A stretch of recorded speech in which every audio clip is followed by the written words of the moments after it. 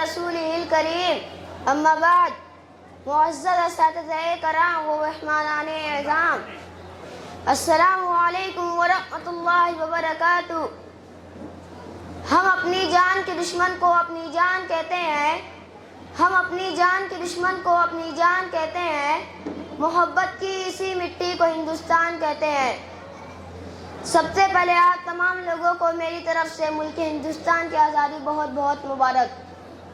मोहतरम हज़रात, ये वही आज़ादी का दिन है जिसको हासिल करने के लिए हमारे आबाओ अजदाद ने बहुत सी मुश्किलात और मसाइब का सामना किया।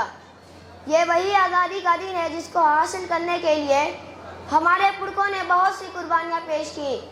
बिलखुसूस मुसलमानों ने इस सबसे पहले अंग्रेजी साम्राज्य के खिलाफ बगावत का अलम बुलंद किया और मुल्क को आज़ाद कराने के लिए मुसल्लह जंग को मुक़द्दस जिहाद का नाम देकर फतवाए जिहाद सादिर किया। और ये वही आज़ादी का दिन है जिसको हासिल करने के लिए महात्मा गांधी ने खुद को भूख से दो चार किया था। हाँ, ये वही आज़ादी का दिन है जिसको हासिल करने के लिए अशफाकुल्लाह खान ने फांसी के फंदे को चूमा। और यहाँ तक कि जब भगत सिंह को फांसी के फंदे पर चढ़ाया गया तो उन्होंने बबांगे धूल ये ऐलान किया, अब भी जिसका खून न खौला खून नहीं वह पानी है, अब भी जिसका खून न खौला खून नहीं वह पानी है, जो देश के काम ना आए वह बेकार जवानी है। दोस्तों, हिंदुस्तान की तारीख बोल रही है, मुल्क हिंदुस्तान को आज़ाद कराने में बहुत से लोगों ने अपना अहम रोल अदा किया है।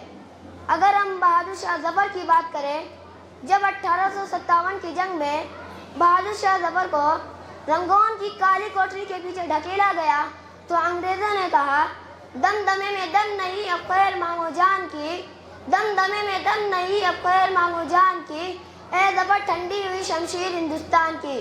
शाह ज़फ़र ने जो जवाब दिया वो यह था कि गाजियों में बू रहेगी जब तलक ईमान की, गाजियों में बू रहेगी जब तलक ईमान की, तख्त लंदन तक चलेगी तेग हिंदुस्तान की। सामीन कराम, मुल्क हिंदुस्तान को आज़ाद कराने में सिर्फ बुजुर्गों का ही नहीं बल्कि बच्चों से लेकर बड़ों तक हर एक ने अपना अजीम रोल अदा किया। खुदीराम बोस 17 साल की उम्र में अपनी जान निछावर करते हैं। आज हर तरफ मुबारकबादी दी जा रही है और देशभक्ति का सबूत दिया जा रहा है, मगर असल में देशभक्ति वह है जहाँ एक किसान तपती धूप में पूरे मुल्क हिंदुस्तान के लिए अनाज पैदा कर रहा है तो वही सरकारी मुलाजमीन रिश्वत लिए बगैर काम को अपनी जिम्मेदारी समझे। असली देशभक्ति यह है कि हमारे मुल्क में रहने वाले हिंदू, मुसलमान, सिख और ईसाई आपस में मिलजुल कर प्रेम प्रचार करें। सामीन मोहतरम, हमारी खुशकिस्मती यह है कि हमारे मुल्क में हिंदू भी पैदा हुआ, मुसलमान भी पैदा हुआ, सिख और ईसाई भी पैदा हुआ, मगर सबसे बड़ी बदकिस्मती यह है कि इंसानियत पैदा नहीं हो सकी।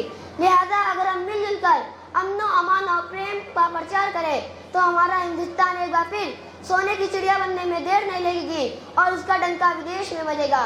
अब मैं अपनी तकरीर को इस शेर पर खत्म करना चाहूँगा। एक दूसरे का हम भी सम्मान करेंगे, एक दूसरे का हम भी सम्मान करेंगे, झगड़ा न कभी हिंदू मुसलमान करेंगे। नफरत जो सिखाए हमें आपस में लड़ाकर, नफरत जो सिखाए हमें आपस में लड़ाकर, हम उसके लिए जंग का ऐलान करेंगे।